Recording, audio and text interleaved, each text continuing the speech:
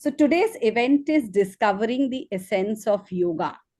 And we have Sundeep Kapila to tell us what that means. He will talk us through it. And of course, today is the International Yoga Day. Happy International Yoga Day. And we hope all of you have had a good morning practicing your yoga. So today's session is to deepen your understanding and enrich your practice. And what Sandeep will do is talk to us about the essence of yoga, as he calls it, and as it is rightly pronounced, should be rightly pronounced. Sundeep Kapila is the co-founder and CEO of Swasth Foundation, which is a non-for-profit organization established in 2009 with a vision of health and joy for all. Kind of similar to what we also try to do in Silver Talkies. It's health, joy, and an active life for everyone over 55 plus. Sandeep has completed a Master's of Science in Yoga. He has a law degree and a diploma of associateship in insurance. He is a certified professional coach. He's a somatic experiencing practitioner and a lone scholar at the Harvard School of Public Health. Sandeep is also pursuing his PhD in bioelectronics from IIT Bombay. So welcome here, Sandeep, and thank you so much for being here today to share the essence of yoga with us. For those of you joining us for the first time, here's a little bit about Silver Talkies and what we do. Silver Talkies is a social impact organization for people over the age of 55. And we have multiple verticals through which our aim is healthy aging. Our aim is to active and healthy aging for everyone. We truly believe age is no bar, and we have a community that really lives by it. Many of them are here today, and we do this, we talk about this, create awareness about this, enable this, and empower older adults through our different verticals, which is our community for older adults. We run a club, Silver Talkies Club for older adults, which is in hybrid mode right now and is present across almost 12 cities in India. We also have we also do events and workshops and classes which are open to anyone over 55. And we also have a digital magazine. Beside this, we do multiple things. So we'd welcome anyone who's new to Silver Talkies to come and check us out. We'll share our details in the chat box soon. Before we begin, a quick Zoom etiquette. This is an open event, so we request all of you to put any questions you may have in the chat box, any doubts, any queries while Sandeep is speaking, and we shall take it up depending on Sandeep's talk in the middle of the session or towards the end, both ways. So over to you, Sandeep. Let me unmute, add, yeah, there, put you in spotlight. And please go ahead. Thank you so much. Thank you all for joining. Thank you, Reshmi, Chitra, and Silver Talkies for this opportunity. So I represent the Swasth Yoga Institute here, and I'm looking forward to talk to you about the essence of yoga. So the way I'll do it is there is a presentation. So I also have a background of being a management consultant. After my graduation from IIT Bombay, I was with McKinsey and Company, so that habit of creating presentations is there and communicating using that. So I follow that. What we'll try and do is, please feel free to ask questions. As I said, you can put it in chat. We'll also create some space in the middle. We'll go slowly through it. So if there are questions in the middle also, I'll take them. Yeah. Okay. So let's get started. So the topic of today's talk is the essence of yoga.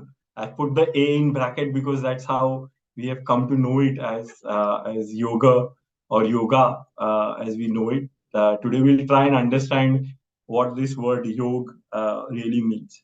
And we'll see by the end that it's both the process and the outcome. So we'll start with a short prayer. You can join me in that. So just sit comfortably. If you're on a chair, let your feet be comfortably on the ground, flat. either with your shoes, but being very comfortable, your back supported. And if you feel like, you can repeat after me. I'll go line by line. Om Sahana Vavatu. Om Sahana Vavatu. Sahanam Bhunaktu. Sahanam Sahaviryam Karvavahai. Sahaviryam Karavavahai. Tejasvinavadhitamastu. Tejasvinavaditamastu. Ma Vidvishavahai. Ma Vidvishavahai. Om Shanti, Shanti, Shanti.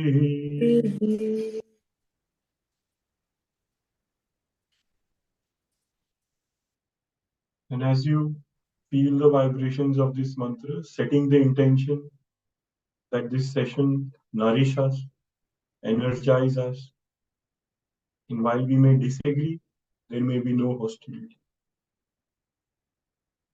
Wishing peace within us, around us, and everywhere.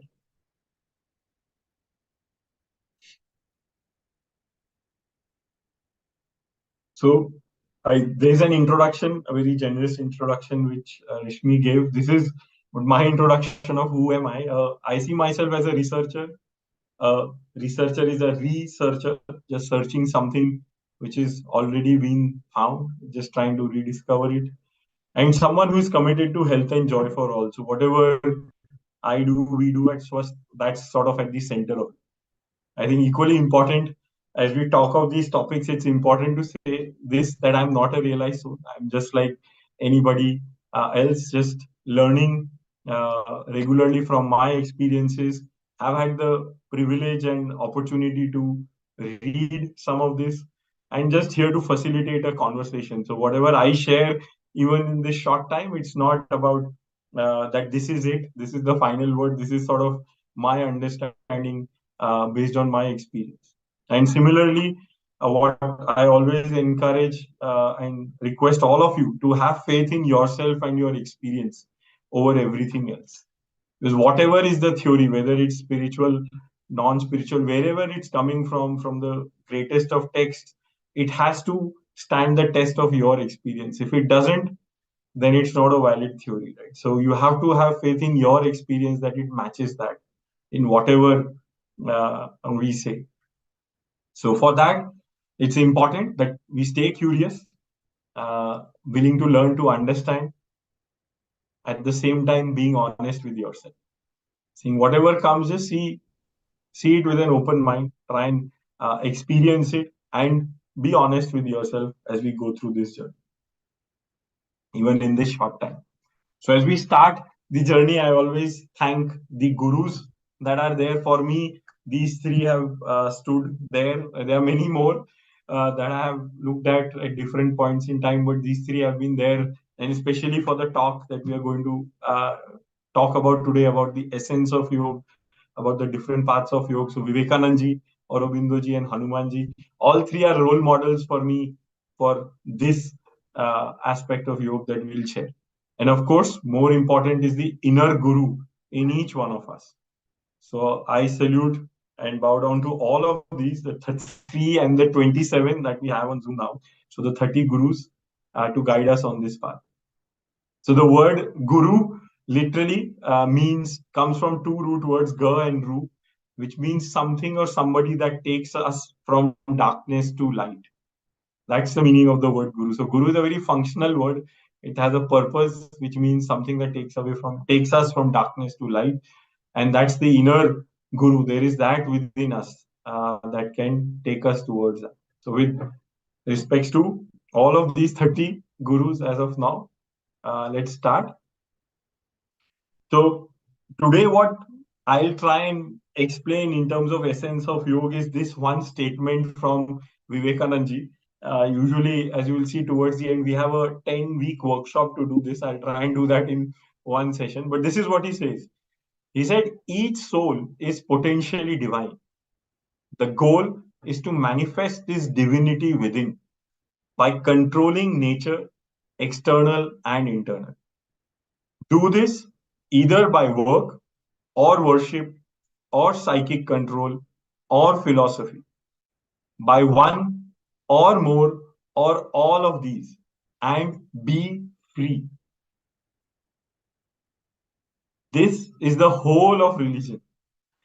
Doctrines or dogmas or rituals or books or temples or forms are but secondary details.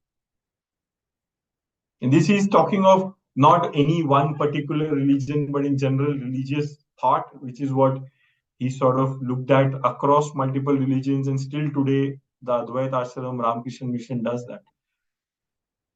But to me, this statement summarizes everything. It basically says this is all that we need to understand. This first line, the rest is all secondary detail. Pack a little bit of this first sentence, these two sentences today to understand the essence of yoga.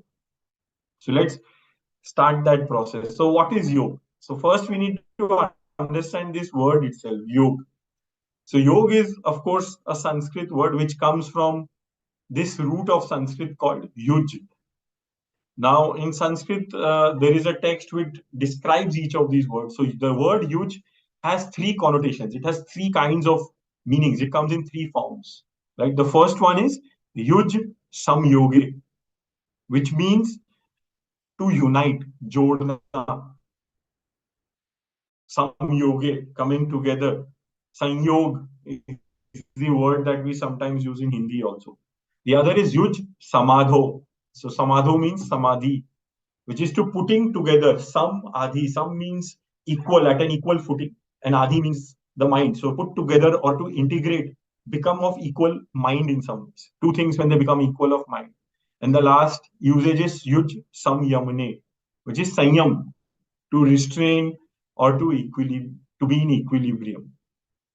So these are three sort of origins of the word yoga, right? Which is to integrate, to unite, or to be in equilibrium. At some one level, they look very similar in meaning, but they are also different. In to give an example, so right, the to unite. So we can take an example of say two liquids. So if I take milk and water and mix them, right? That mixture, the way it forms is what is like the first one, to unite. Because after that, it's very hard to separate, right? They become completely interspersed with each other. They become one. So we have milk and water as together. So that's what yoga is. Yoga of milk and water is the first kind of yoga, which is to unite, to become one. That two things which are very different become one.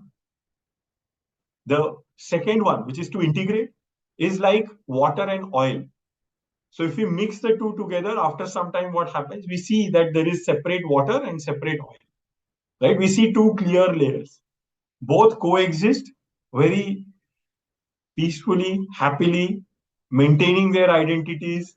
They don't interfere with each other, but they also coexist. They are there. That's a kind of union which is, or an integration, which is very different, where the identity of each is maintained. And the last is Sanyam, where there is some way of controlling that separation of the two. So yoga is a process where, or yoga is a condition where at least two, if not more things are coming together, but they can come together in different ways. And that's how the different meanings, and you can also say the philosophies of different yoga actually come into play. And this, in the traditional thought, went to an extent where different schools of philosophy have emphasized on different aspects of yoga. So, like the Vedant school focuses a lot on the first meaning, where they talk of this complete union, where there is complete merger. The Sankhya Yoga philosophy talks a lot more of the second one. Bhagavad Gita talks of all three in different chapters, in different forms. But this gives a full, sort of very different view and allows for that subjective interpretation, but more importantly, subjective experience of yoga, of the state of yoga for each individual. And that's why there is not one way of what yoga is. There's not one definition, because that's not how it was originally planned or even defined. We'll see how, for example, even in the context of the yoga that we know, the asana that we do, the body movements that we do, what does this mean? Right? When we are doing our body movements, what does this mean? What is coming together? Right? Why is that called as yoga or yoga? What is coming together? What is getting united or integrated, or is in equilibrium there, or is there is some restraint? And that gives us an insight into how we should do our body practices. So there, when we talk of that system of yoga, what comes together, what gets united is at least our body and mind, if not the soul. Which means what? That when we are doing our body posture, when we are doing a certain movement, our mind should be entirely focused on our body. That our mind and body are coming together. They can come together in either of these ways. They can come together in the way of restraint, where my mind is guiding my body to move in a certain way, to be at a certain place. But my mind is right there with my body. I'm not thinking of something else, but I'm right there. Or it could be in a way that my mind is there and my body is there, and they are being focused at one place. And it can also be in a way that somehow my mind and body have merged and I don't experience anything but just that complete state of union. But in either case, our mind has to be, our awareness, our consciousness has to be with our body, the part that I'm moving. How is that feeling? Only when we do our yoga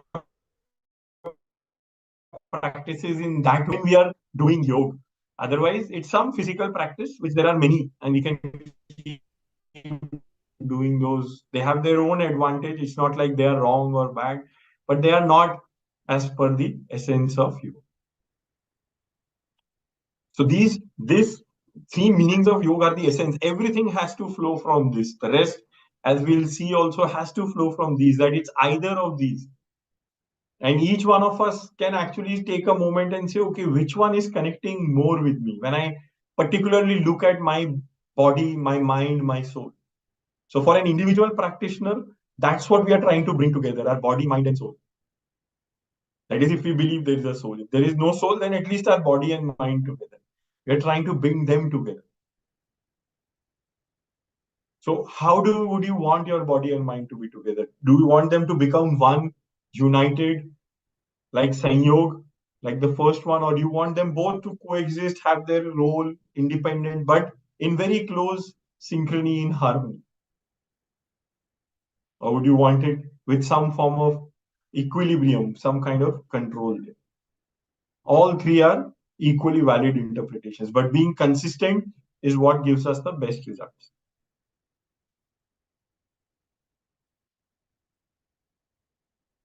Yeah. Is this largely clear? Because this is the crux of it. The rest will flow once this sort of fits in for everybody. Yeah, that this is the essence of what yoga is. It's some form of union, integration, harmony, alignment. We can use so many English words to sort of try and describe this in a very different way. Complete, whole, right? It's complete, it's whole. All of these again keep extending this concept in different ways. Yeah. So I'm not seeing any questions on chat, so I'm moving ahead. If there anything, feel free to put it there. Otherwise, we'll take a pause later. Now, based on these three interpretations, the other interesting way how the word yoga has been used, and that's again an important aspect of this whole journey, is that it's been defined both as a journey and a goal. So it's been defined both as a process as an activity, as a verb, as something to do, but also as a state in which one aspires to be. And this is very typical of this word because most of the words that we see are either process words or they are state words. Right? In an accounting or finance way, it's like it's a stock concept or it's a flow concept. It's like a balance sheet item or a P&L item. It's something that happens regularly, like a river is flowing, or it's like a dam where the water is standing. But very few things like water we can control. Very few words are used in both ways as a journey, like it's a process, or it's the destination also. And yoga has been used in both ways. So these are some definitions that have come that are there in different texts about the yoga as a process, as a journey. So in Yoga Vashisht, it says that yoga is a subtle trick to quieten the mind. Mana prashamana upaya. In Bhagavad Gita, a definition is yoga karmasu kaushalam. It's a skill of how to act, which we'll see in Karam Yoga. Patanjali Yoga Sutras also say that yoga is a process of involution. So it's defined as some sort of a process. And same text, you will see also defines it as a state, as an end state. So like Bhagavad Gita says, it's then you will attain the state of yoga. It calls it as samadhi. Or Patanjali Yoga Sutra says that it's the state of cessation of the patterns of the mind, modifications of the mind, yoga, chitta, vritti, nirodha, or samatvam yoga uchyate. So the definitions of yoga in the same text, like Bhagavad Gita, Patanjali, happens in both ways. That it's a state that I get to, or it's the process. And that has immediate implications on saying who is a yogi. Is yogi somebody who has reached a state, a certain state, or yogi is somebody who is following a certain path? Right. So with this, if somebody is following a certain path, is also a yogi. So it's not about reaching a destination. It's like the journey is the destination. And this very interesting combination that yoga is not just about a place or a state I want to be, or if I'm healthy, if I get rid of this disease, then I have reached a state of yoga, I have become a yogi. But it's about the every moment of life. Am I being this way? Am I following this process? Because only if I follow this process will I reach that end state. Otherwise, I can't reach that end state. So the process, the journey itself becomes a destination. It's how I live every moment of my life becomes the way of yoga. And that's why yoga is often said it's not just this, it's a way of life, it's a philosophy of life, because it's about living it every moment. It's both the process and the destination. And as the destination, a lot of times it's defined by different words across different schools of philosophy, like it's called as moksha, as kaivalya, nirvana, jivan mukti, purna. So different words have been used by different philosophers, different schools of philosophy, different even religions, redemption, to describe that same state that we get to by following the process. But yoga is unique in its own way that it also emphasizes that the process is equally important. That I cannot reach that state without following the process that's there, the process of yoga. And this dual nature of yoga is reiterated in modern definitions also. Like Vivekananda defines yoga or yoga as a means of compressing one's evolution into a single life, or a few months, or even a few hours of one's bodily existence. He sees that we are evolving, and this is a very scientific approach to yoga. He sort of tried to bring the science, even in 1890s, bring science and yoga together. With the theory of evolution was there, and he's saying this is our evolution. Yoga is the process that takes our evolution to the next level. And Sri Aurobindoji also said the same, that yoga is a methodical, conscious effort towards self-development of the potentialities latent in the individual, or what lies latent. And this is again, which we saw in the first statement, each soul is potentially divine. There is potentiality in each one of us. And yoga is the process that brings that up. the modern definitions of the state of yoga comes as the yoga is the union of the jivatma with the paramatma, the one with the universal, each individual soul with the universal soul, individual consciousness with the universal consciousness. That's the state of yoga. For some, yoga is just the mixture of the chit, the union of the chitta with the prana, or the mind with the life force, the mind with the body. So it's bringing things together. In any time something, any two different things which we see as different comes together, that is a state of yoga. We'll momentarily definitely experience yoga then, when we reconcile two sort of seemingly different things. And that becomes this. That experience is the state of yoga. And that process of bringing these disparate things together is the process of yoga.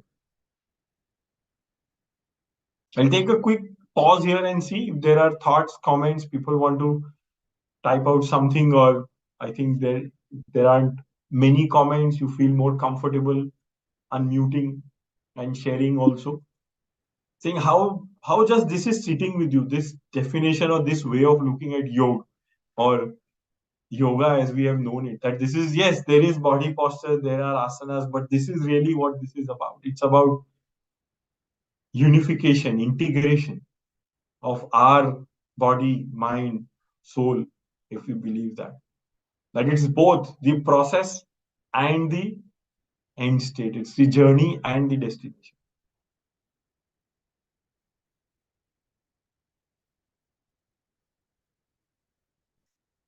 If any of you would like to unmute and share something, you can do that. And of course, you can always add anything you wish to in the chat box.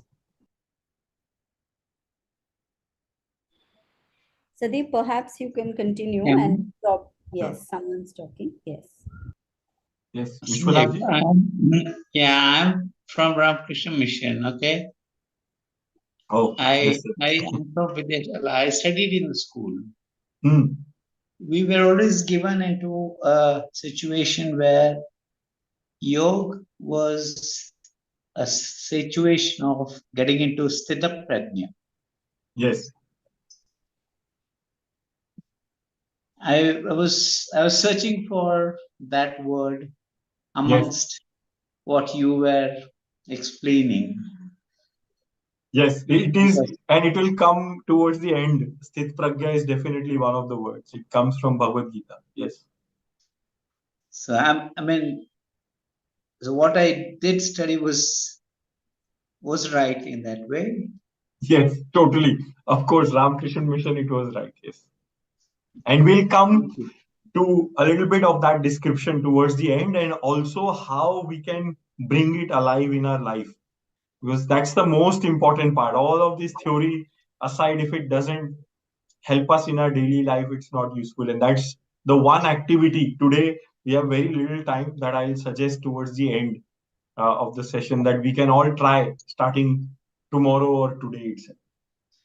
Thank you. Thank you. Thank you for bringing that out. Yes, Sthit Pragya is definitely one of the states as well. Okay, good. So let's continue to understand a little bit more about what this state of Sthit Pragya first is, and what are the processes of yoga.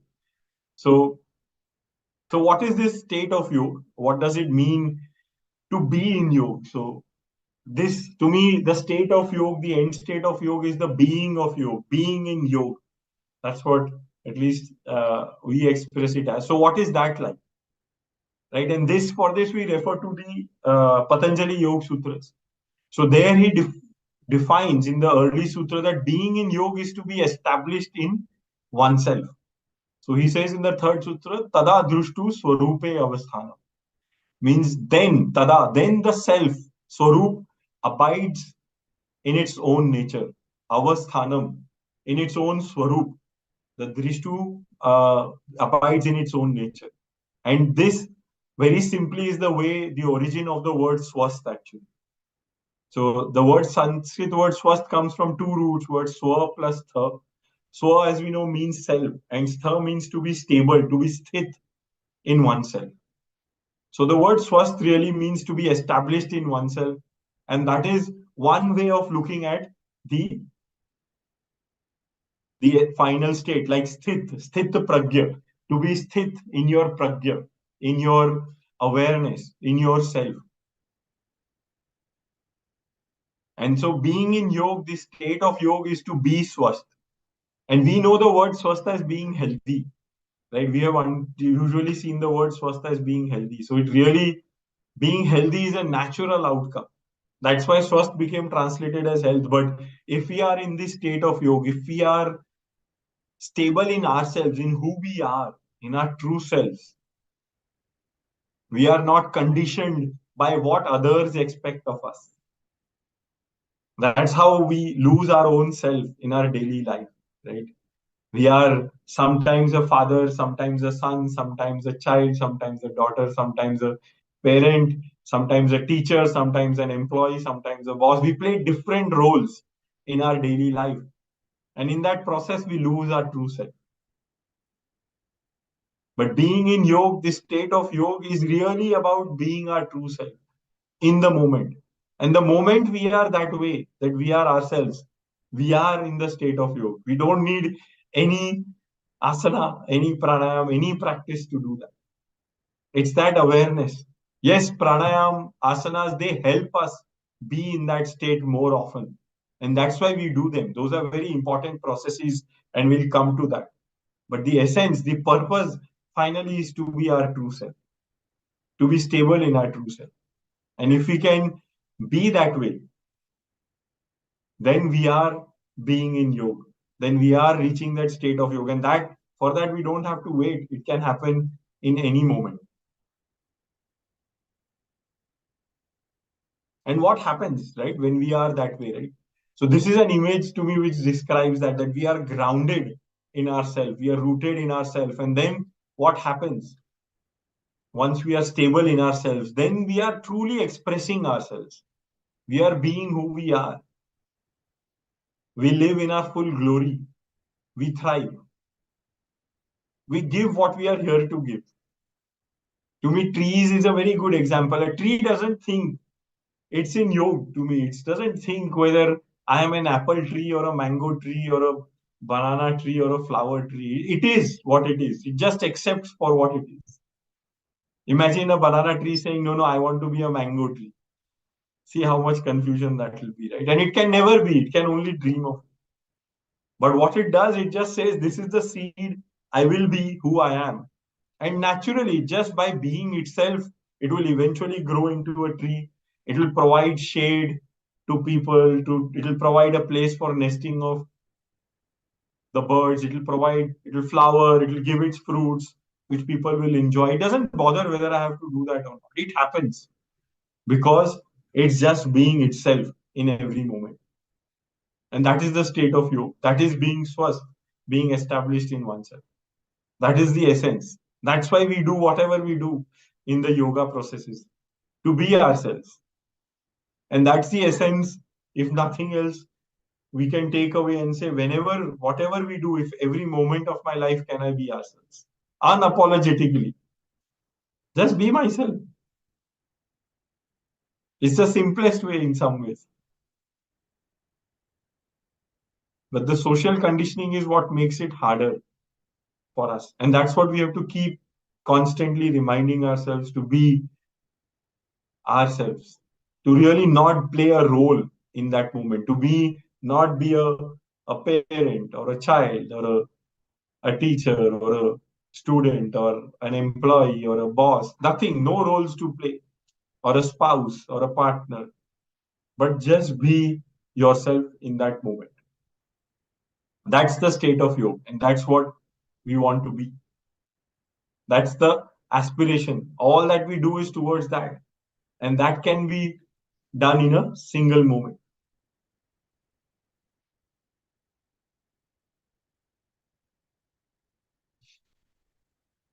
And what that looks like, sometimes we think that looks like this, right? This we understand. Being in yoga, we are thriving, we are flourishing.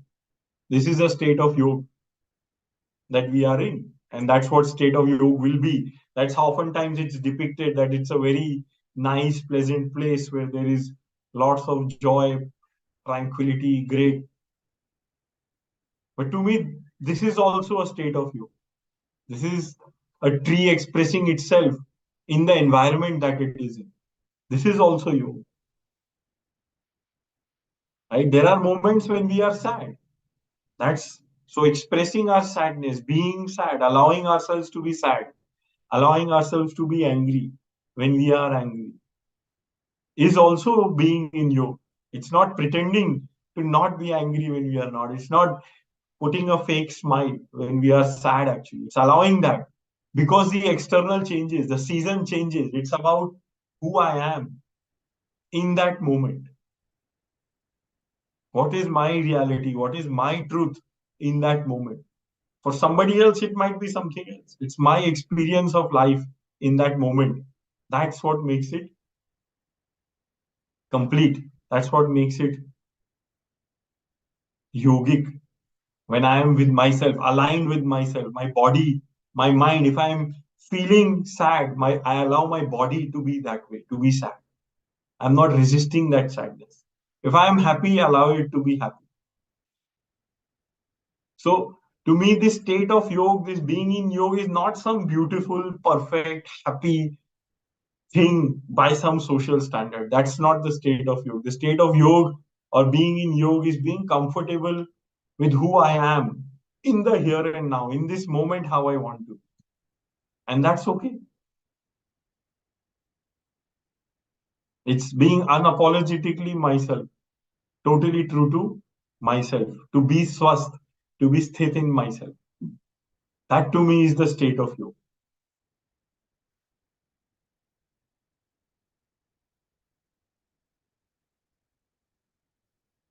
To be completely in the here and now.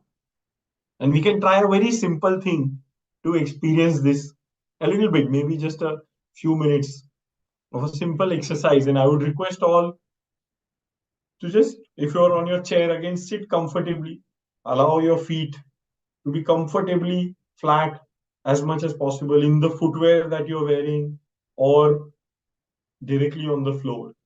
If the chair is too high for you, see if you can place something like a cushion or a pillow underneath it so that your feet are comfortably flat. And allow yourself to settle down in the chair, your back to be supported in the chair. Allow your entire weight to be taken by the chair and the floor. Feeling the sensations in the sole of your feet. How that feels, the entire soul. Taking your awareness there.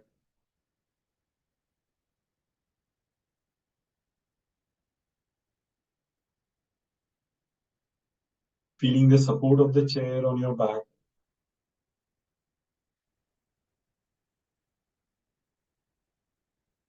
Just relaxing your shoulders.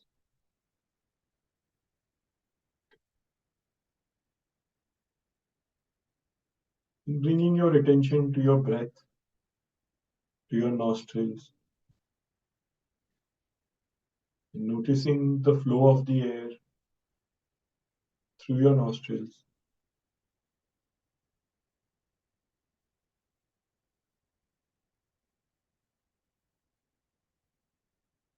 Letting the air going in and slowly going out. Keeping your entire awareness at the nostrils.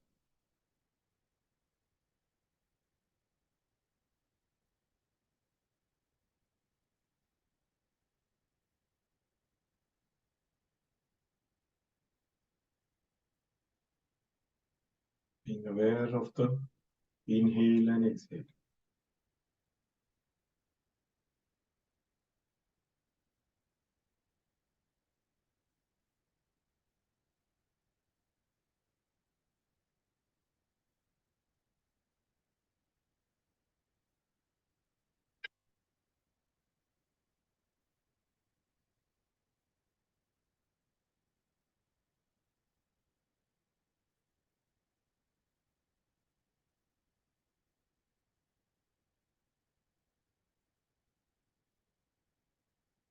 Slowly bringing your attention back to the support of the chair.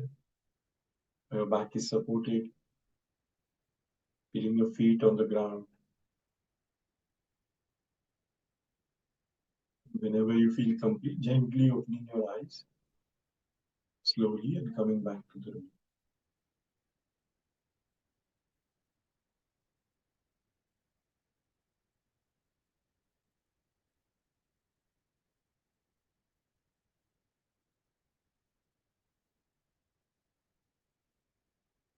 Because of time, we did it for just a minute. But this attention to your breath is something you can do for as long as it feels comfortable. And that's something which will bring you instantaneously to your self, to the moment.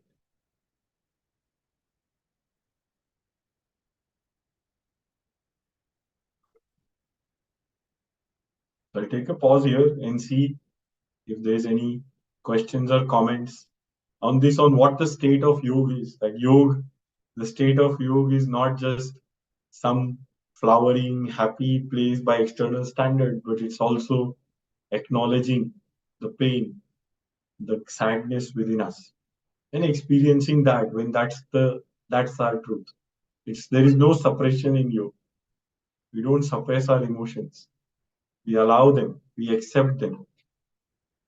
Completely accept every part of ourselves. And only when we do that, we are able to be established in ourselves. And that is being in yoga. That's the state of yoga, to be swasth. Then health is a natural outcome. Health happens. Just leaving the space open, anyone can unmute and share a question or comment or type in chat. Yes, Deepak. My question is that there is something called a mat, electronic mat or something. It is called a earthing mat. So I have been told by the teachers in Swasth Yoga that you should buy that. So when you are doing this grounding, like right now, my feet are in the ground. But what is the scientific explanation? If it is good, then I will have it. And in Amazon, of course, there are so many kinds. It's very difficult to find which is the appropriate.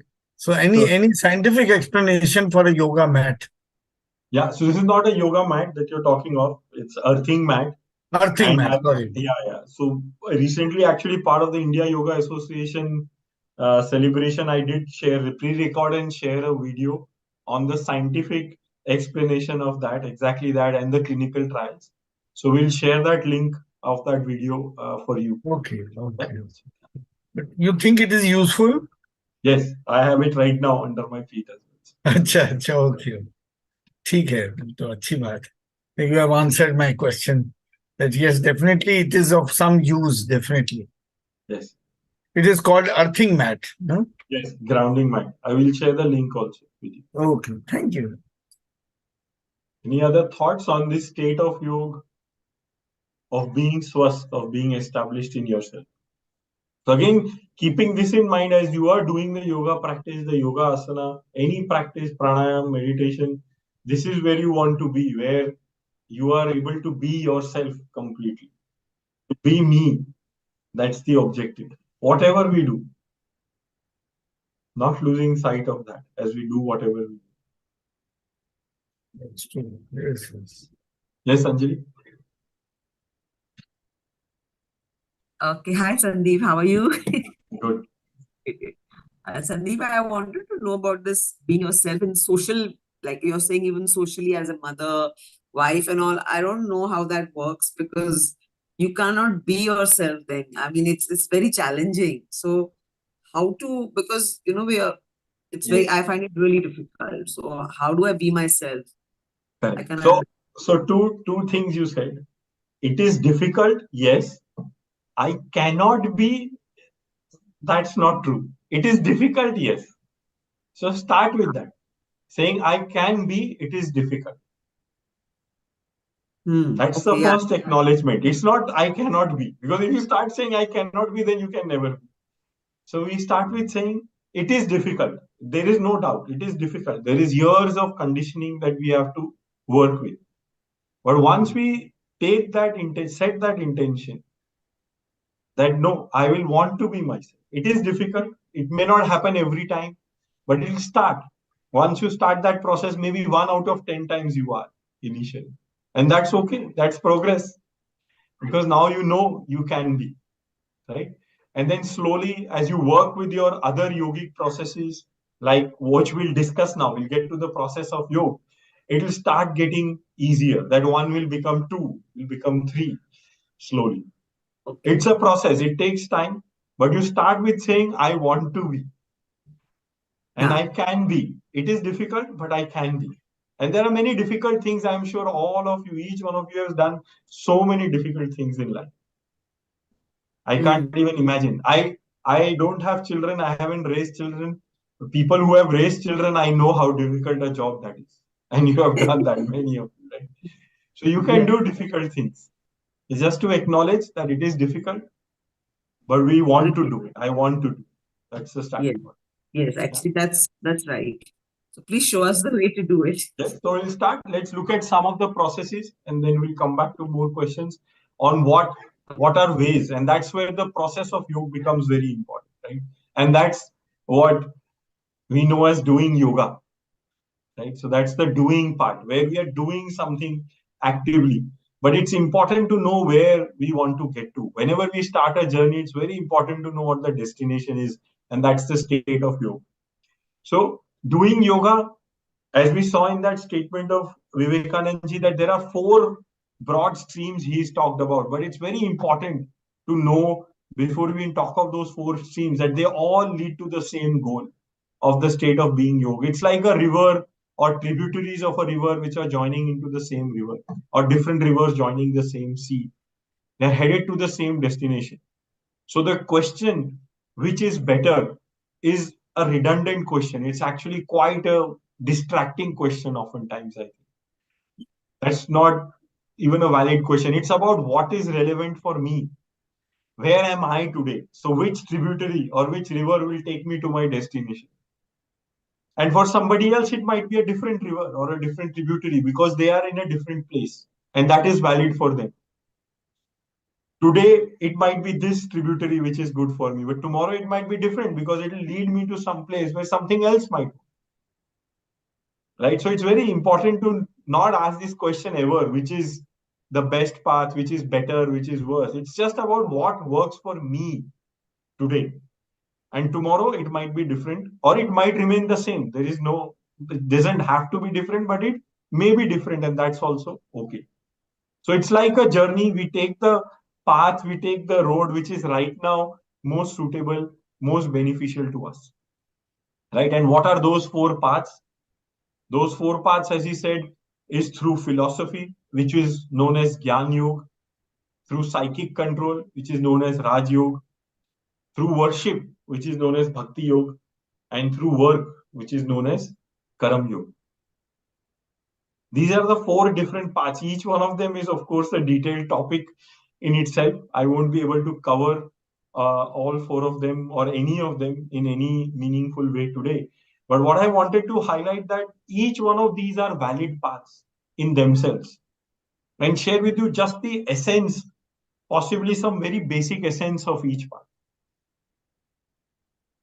But before I get to that, I want to highlight that, for example, what we know today as yoga, which is the yoga asanas, the pranayam, meditation, those are techniques that fall under this branch, which is the Raj Yoga branch, the branch of psychic control, or mind controlling our thoughts, working with our thoughts.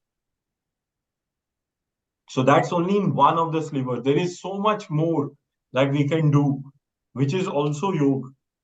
It's a process of yoga, and that can take us towards this destination. And what works for whom is very different. And it's very important to make the choice for us, for ourselves. Now let me give you some sense of the essence of each of these paths. Now we'll look at each one of them one by one. And for each one of them, there will be 2 components here. So you see peace and experience. So the essence of Gyan Yoga internally is peace, according to me. It's the internal deep desire for peace. And it often shows up actually in the opposite of it. So when we don't feel peaceful, we feel angry. So it often shows up as anger in our life. But what that anger is driven by is a deep desire for peace inside. And when that desire is there, when we anchor ourselves in that desire for peace, then we work with the experiences of life. So this is the internal. Peace is the internal nature, and experiences is the external, outside. We work with understanding the experiences of our life. We work with learning from the experiences of our life.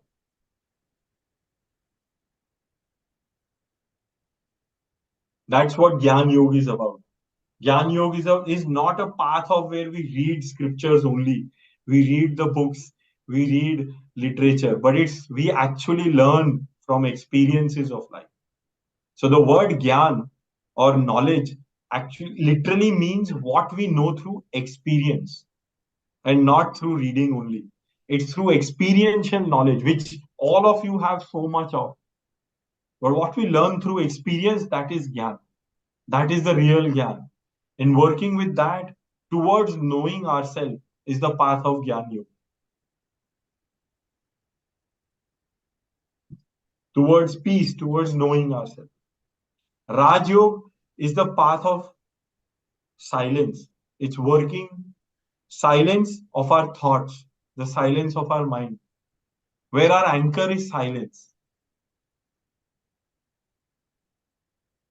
And it gets manifested as a very the opposite of it, which is a very active mind, too many thoughts going on.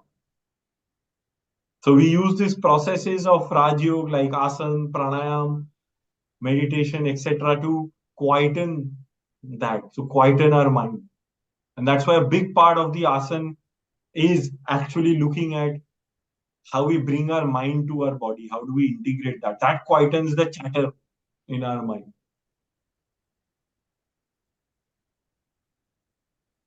That's the path of Raj Yoga, which is anchored in silence. And externally, we work with our thoughts. The path of bhakti is about love. Love which is without any fear. Love which is without any expectation, without any transaction. Bhakti is often, again, misunderstood as the path of doing a lot of rituals. But the rituals are to express our love for the divine, for whoever or whatever is our deity, our God. Any religion, any deity, whatever we want to worship, whatever we do to worship, the purpose is to express our love, our unconditional love for that entity. That is the path of bhakti. And as we do that, as we cultivate that kind of love, unconditional love for whoever, it could be Christ, Allah, Krishna, Ram, Shiv, Hanuman, it could be for a concept like truth, for compassion, for whatever we want to develop that kind of unconditional devotion, commitment, love for. That is bhakti. And to express that love, we do some rituals. That ritual could be in the form of lighting a candle, it could be in the form of lighting a diya, it could be in the form of having a conversation, it could be in the form of reading about it, getting to know like a friend. Right? It's about building a relationship with that entity, with whatever we want to express our love. It could be chanting something, it could be reading, it could be anything. It's just how we develop a relationship, right? How do we do it, right? As a friend, as a lover, as a parent, as a child, in whatever form we want to create that relationship. That is the path of bhakti. That is what really bhakti yoga is about, to express our love. So we can cultivate that unconditional love within us. And last but not the least, is the path of Karam Yoga, which is about working with our actions, with freedom. Freedom from attachment to the results. It's not that we don't desire results. In Karam Yoga, we desire results. We want a certain result, but we are not attached to it. Which means if some other outcome comes, we accept that also wholeheartedly. Just like we would accept success, we accept failure also. Whatever the outcome, we do our action. Maybe we have an expected result, and that's completely good. Okay, fine, that's very natural. But whatever result comes, we accept that. So we are free from the attachment. Freedom is the essence of Karam Yoga. And externally, we work with our actions. So these words, the first row about internal anchors, whether it's peace, silence, love, or freedom. And the external, what we work with, whether our experiences of life, our thoughts, our emotions, or our actions. Each one of us has a preference for one of these. Right? If you reflect for a moment, and I'll leave that to you, which is your preference? What do you relate with more easily? Right? Do emotions come naturally to you? For some, they come very naturally. For some, they don't.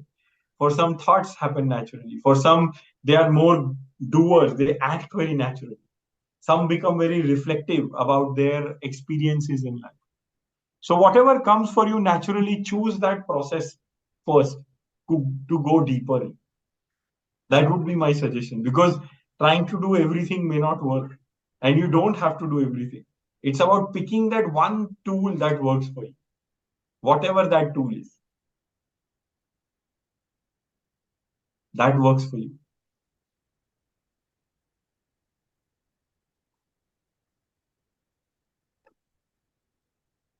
So I'll take a pause here. I'm keeping the slide. If there are questions as you look at it, as you reflect on what may work for me, and if there are any questions, comments, you can unmute and share or ask. Yeah, or type it on chat. Okay. Thank you, Annapurniji. So this is saying there is so much that can be done around this.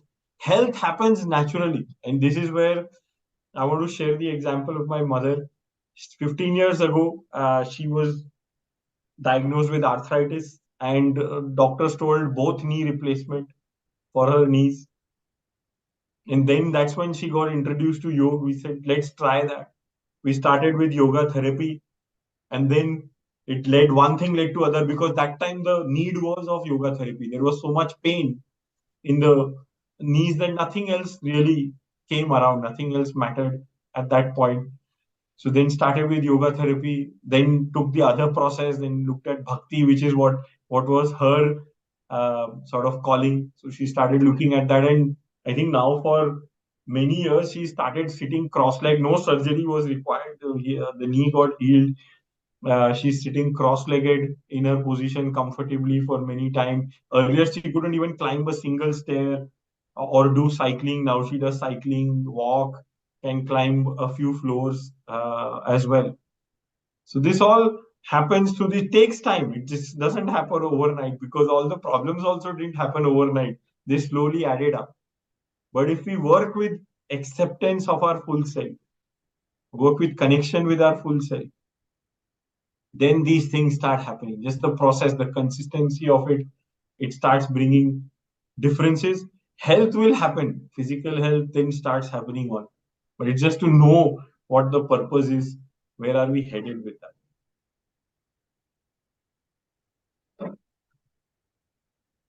Yeah. So if there are no questions, before we end the talk, I want to suggest a small activity which is linked with this Sthit Pragya, which we talked about earlier. So I know we are out of time. I just want to remind this that we have covered this, right? Which is the first part. Each soul is potentially divine. The goal is to manifest this divinity within. This is the state of yoga, right? What we saw.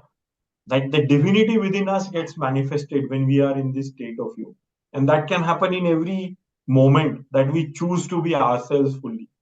to be established in ourselves. And the process has these two components, the external and the internal, like we saw in each one of those processes of work, Karam Yoga, worship, Bhakti Yoga, psychic control, Raj Yoga, or philosophy, Gyan Yoga. All of these paths are open, and he very clearly says it's by one or more, all of these. You don't have to stick to any one, but we can also choose to be just with one. And this can change. It's not like aaj jo decide kara zindagi, but it's not one path which is static. It's very dynamic. We are dynamic beings. What we were 1 year ago, we are not today. What we were 1 week ago, we are not today. Our beliefs change, our system changes. So our processes, what tools we use, should also evolve. And that to me is the essence of yoga. Now, to apply it in daily life, this is what I suggest. And this comes from this shloka of Bhagavad Gita on Sthit Pragya. So, this is when Arjun asks Krishna in the second chapter that who is this? What does this Sthit Pragya look like? What is this state of yoga that you talk about? What is this state of yoga? So, this is how Krishna describes one of the properties of somebody who's Sthit Pragya is what? Atmani ev atmana tushtah. Sthit pragya tada uchyate. So somebody who honors this, which is Atmani ev atmana tushtah. What does this phrase mean? It's a very powerful phrase. It means when one is fulfilled in the self, Atmani, only, eva, only by the self. When one is satisfied, tushtah, santushtah. That means one is satisfied, content, joyful with oneself, only by oneself. Don't need anything else, anybody else. That is the state of being sthit pragya. That is the state of being swasth. When we are content in ourselves, by ourselves fully. That is sthit pragya, one of the properties. Yeah. And we will use this to develop a very simple activity for each one of us. So even at least 5 minutes in the day, we can be sthit pragya. We'll start with that. And this is the suggestion. This is what we oftentimes give others this suggestion, saying, can we take 5 minutes for yourself? See if you can do it at the start of the day. And what do you do? Pick an activity that you can do with joy, with contentment, with satisfaction, with fulfillment. Yeah. 5 minutes. And this fulfillment, joy is independent of the outcome. Whether you do it well, do it not, you will be still joyful. Pick something, some activity, and do this. Try and do this in the spirit of Atmani Ev Atmana Tushta, means with your time. It's only you. There is nobody else. It's an active expression of what? Something doing actively with your body, engaging your mind in doing it. Not just passively like reading or listening to something, meditation, not that. Something very active, which engages your body. Ideally, not with any other person. It could be, these are some examples that we have suggested or we've seen people choose, like drawing, coloring, painting, singing, dancing, gardening. Something that you do joyfully, that while doing you are joyful, you are content. So I'll give a few moments for everyone to choose something. And trust me, when you start with this 5 minutes, this 5 minutes expands very quickly. This 5 is minimum. Just take out 5 minutes. This is like a 5-minute challenge, if you may.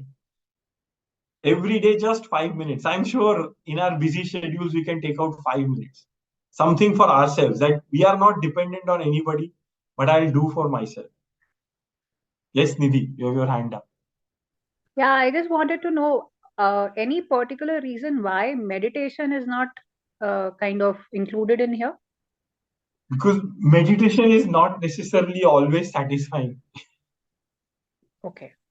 It's not done with satisfaction. It's a tool to get there, but it's not usually that way, right? As we saw even in our workshop, that sometimes it goes this way, sometimes it goes this way. This is to ensure that certainty. And meditation also, we are not oftentimes using our body fully actively. It's just sitting, right? It's getting our mind function. So this is Going about out for a walk, for yes, example, that walk will is count. good. Yes, walk if you do joyfully is good. But doing it joyfully, not as a chore, saying, I'm enjoying the walk. But listening to music while walking, that's okay. I would avoid that. If that's the only way, that's okay. Okay. Because again, music is an external aid. See if you can find the joy within you, entirely within you. Source it from yourself within. That's the full spirit of Atmani Ev Atmana Tushta. Initially, sure, if you need that aid, it's okay. It's still a starting point. I would say, please do it. Better than not doing it. If music helps you, please go ahead. Right. While Thank walking is good, definitely, yeah.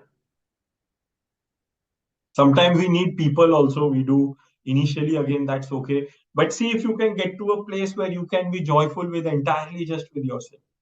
That's the purpose. And coloring, I have found I started this. I am not at all a good drawer or whatever. I used to hardly like pass in my school, really bad at drawing. But this is what I took up, and it just, trust me, it transformed me in that I did this for about a year.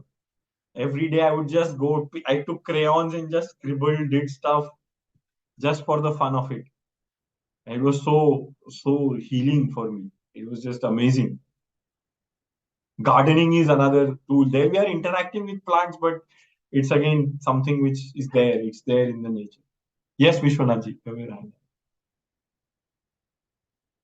As what we were told, it was Yes. something to do with you utilize your faculty. It Yes. is not something which is use your available faculties and be with yourself. That is what are you hinting at? Yes. Yes. Like And available faculty includes, I think, our body as well as our mind. vision, sound, Yes. thoughts, walk, Yes. laughter, nature. Yes. All Right? are, yes, all are excellent examples.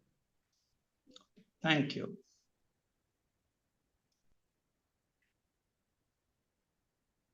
Thank you. Yes, Sanjay. I want to understand the significance of doing it in the morning, like why that 5 minutes in the morning? Why can't it be done any time of the day? And why does it have It to be can a be fixed done. time also? No, Oh, it can be any time of the day. The morning is suggested because we usually get caught up in the day and then that 5 minutes slips. So the suggestion is, that's a suggestion. I found it work that before you start anything, before you start engaging with the external, just do take your 5 minutes for yourself. But yeah, it can be any time. okay, thank you.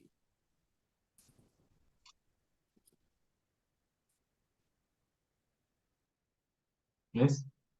Any other thoughts? We are already over time, so just give me 5 more minutes to share how we can continue this journey. If you do choose to, what all we do. So at Swasth Yoga Institute, this is our team of coaches. I am one of them, and there are more. This is one picture we took on our annual day, which didn't have all the coaches, but we have a team of coaches there to support all, and with the commitment of health and joy for all. We do different workshops, lot of diversity in this. So there are workshops which are around food and nutrition, around emotions. There's this around with working with nature, uh, because all of these different paths lead us to this state of yoga. There is this one workshop, being in yoga, 4 paths of yoga. This goes into detail of each path a little bit, like 2 sessions on each path. Then there are specific workshops on being in yoga psychology. This is Raj Yoga. Philosophy is Gyan Yoga. Go deeper. These two are very important workshops. The ones on Sanjeevani, Jagruti, body and mind. These are starting the next batch. I think Jagruti is starting, body is starting on 24th July. Mind is starting on 17th July. These are 2-week workshops. The body is for yoga therapy. If there is any ailment, any health problem, this is 2 weeks where you learn a yoga set which is designed for you, for your practice, for your ailment, for healing that disease. And then there is regular classes, which I'll talk about after that. But this is their option as Jagruti Body. And Jagruti Mind is to again help or support in building a daily meditation practice, a regular meditation practice that you can do. So there is again 2 weeks where you work with a group and then you do that, learn that meditation, and then you can continue. Now, beyond these workshops, we also have personalized therapy. So again, any health problems, anything. We have worked with hypertension, diabetes, arthritis, IBS, depression, anxiety, bipolar, whatever health problems. You can do a one-on-one session with the coaches, join the group, and there is ongoing support. So both for our Vyayam, which is what you learn in body, there is a daily 2 classes happen online, which you can join. They happen in the morning and evening. Same with the meditation. There are 2 morning and evening sessions that happen regularly that you can continue with us. So there's a whole range of options. All of our services are without any fee. We don't charge any fee, but we work because we are a non-profit. We work on donations. We would request for a donation if you choose to give after or whenever you feel like. So that's, and last but not the least, this is how you can get in touch. I'm sure Chitra and the Silver Talkies team will share further details with you. So these Yes, are, we will email these contact details to everyone who registered today. so we'll close now since we are over time with a short prayer again. And this is a prayer where we wish everyone to be happy, free from illness, and not let anyone suffer. We'll do it in the same way like we started. I am around still. If there are more questions, I'll be here for as long as it's needed. So people who can stay back and ask questions or discuss with me. So let's close with our prayer. So sit comfortably with your feet on the ground, flat, your back supported. Relax your shoulders. You can repeat after me. Om Sarve Bhavantu Sukhinah.